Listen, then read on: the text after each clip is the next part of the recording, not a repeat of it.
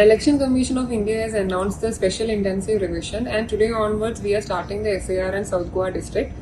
Today the BLOs will be going to the households and they will be distributing the enumeration form in all the households where the voters have registered. Now with SAR what we are planning to do is a comprehensive time-bound house-to-house verification wherein people will be getting an enumeration form with pre-filled information such as the name, their voter ID number, photograph and all. What the voters are supposed to do is fill the information, some additional information such as the date of birth, their contact number, the information of their information from the last SAR.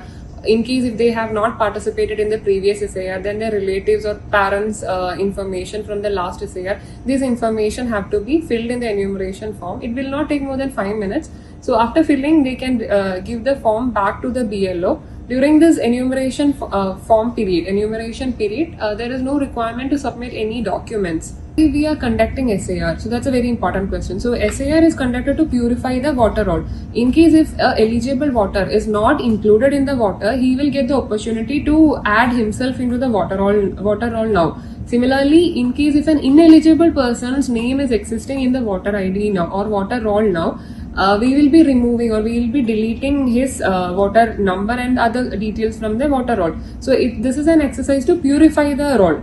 Now every year we do addition, deletion or revisions, but then this time what we are doing is a comprehensive exercise wherein BLOs will be visiting every household and they will be checking the purity of the roll.